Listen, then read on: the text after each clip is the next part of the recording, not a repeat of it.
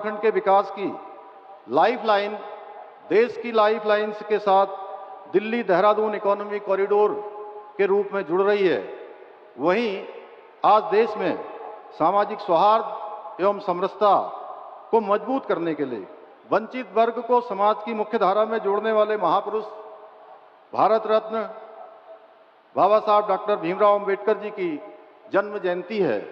मैं संविधान निर्माता डॉक्टर बाबा साहब भीमराव अंबेडकर जी की इस जयंती के अवसर पर उनको अपनी भावांजलि अर्पित करता हूं।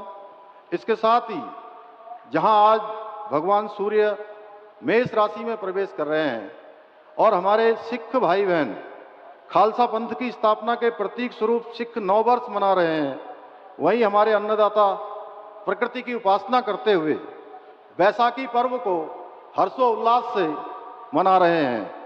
मैं बैसाखी की भी आप सभी को हार्दिक बधाई एवं शुभकामनाएं देता हूं।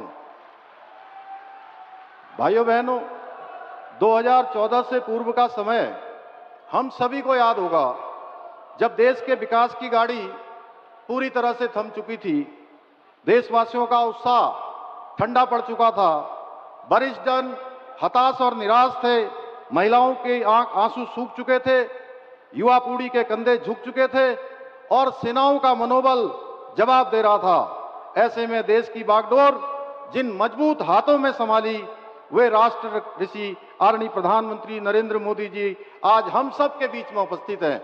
मैं आप सब की तरफ से, अपनी तरफ से उनका एक बार जोरदार तालियों से आप सब उनका स्वागत करेंगे, अभिनंदन करेंगे। ये हमारा सौभाग्य है कि देवभूमि उत्तराखंड को आज उनके प्रधानमंत्री बनने के बाद 28वीं बार आदरणीय प्रधानमंत्री जी का स्वागत करने का शुभ अवसर प्राप्त हो रहा है। यह आदरणीय प्रधानमंत्री जी का हमारे राज्य के प्रति अगाध प्रेम का प्रतीक है। आदरणीय प्रधानमंत्री जी जब भी उत्तराखंड आए हैं, देवभूमि उत्तराखंड के लिए कोई न कोई विशेष सौगात लेकर अवश्य आए हैं। चाहे बाबा केदार की पुण्य धरा से 21वीं सदी का तीसरा दशक उत्तराखंड का दशक होगा कहकर हमारा उत्साह बढ़ाना हो, या जिसको भारत का अंतिम गांव कहा जाता था, सीमांत गांव माड़ा में आकर उसे देश का प्रथम गांव घोषित करना हो, या इन्वेस्टर समिट के उद्घाटन के अवसर पर बेड इन उत्तराखंड का संदेश देना हो, या महादेव के पवित्र तीर्थ आदि कैलाश के दर्शन कर इस तीर्थ की सुंदरता को विश्व पटल पर रखना हो, राष्ट्रीय खेलों के उद्घाटन समारोह में पधारकर पूरे देश के समक्ष देवभूमि को खेल भूमि के रूप में नई पहचान दिलाना हो, या हर्षिल मुखवा की धरती से शीतकालीन पर्यटन को बढ़ावा देने का आह्वान करना हो, या फिर राज्य के रजत जयंती वर्ष के अवसर पर अगले 25 वर्षों के लिए राज्य को एक नया विजन देना हो। आपका देवभूमि में आगमन देवभूमि के लिए हमेशा शुभ एवं कल्याणकारी हो रहा है। और आज जब आप पुनः उत्तराखंड आए हैं तो 12,000 करोड़ रुपए की लागत से बने एशिया के सबसे लंबे एलिवेटेड वाइल्ड लाइफ कॉरिडोर की सौगात लेकर आए हैं। इसके लिए उत्तराखंड के सभी प्रदेशवासियों की ओर से मैं आपका हृदय तल से आपका धन्यवाद करता हूं। आदरणीय प्रधानमंत्री जी, आज आपके नेतृत्व एवं मार्गदर्शन में उत्तराखंड देश का श्रेष्ठ राज्य बनने के अपने विकल्प रहित संकल्प को पूरा करने के लिए विकास भी और विरासत भी की अवधारणा के अनुरूप प्रत्येक क्षेत्र में काम कर रहा है। और मैं आपको पूरा विश्वास दिलाता हूं कि हम आपके नेतृत्व में आपने इस लक्ष्य को प्राप्त करने में अवश्य सफल रहेंगे।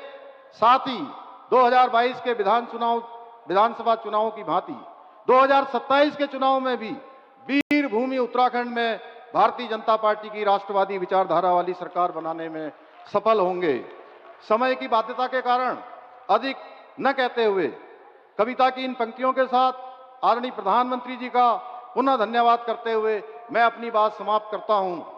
अब रफ्ता नहीं, पूरी रफ्तार के साथ आगे बढ़ रहा है भारत। अब नक्सलवाद, उग्रवाद और आतंकवाद से जीत रहा है भारत। अब अर्थव्यवस्था, महिला सशक्तिकरण, स्वरोजगार के साथ साथ नवाचार में भी कीर्तिमान बना रहा है भारत। अब दुश्मन के घर में घुसकर सिंदूर का बदला ले रहा है भारत। अब अंतरिक्ष में उपग्रह के साथ साथ मिसाइल भी छोड़ रहा है भारत। और उत्तराखंड को विश्व की पर्यटन राजधानी बनाकर अपनी विरासत भी संभाल रहा है भारत। अब महिलाओं को उनके अधिकार देने के लिए नारी शक्ति बंधन अधिनियम लागू कर रहा है भारत। और अब बिहार के बाद बंगाल में भी गुंडा राज खत्म करने के लिए तैयार है। मोदी जी के नेतृत्व में नया भारत, मोदी जी के नेतृत्व में नया भारत। बहुत बहुत धन्यवाद।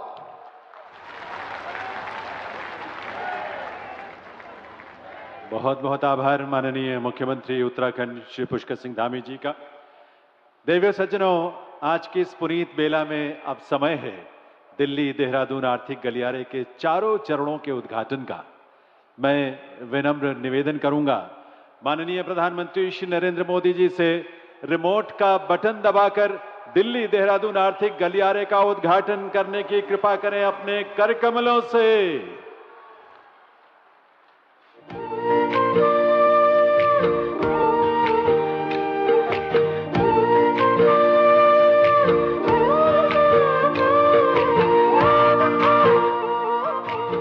हमारे माननीय प्रधानमंत्री श्री नरेंद्र मोदी जी की विजनरी लीडरशिप में सड़क, रेल, एयर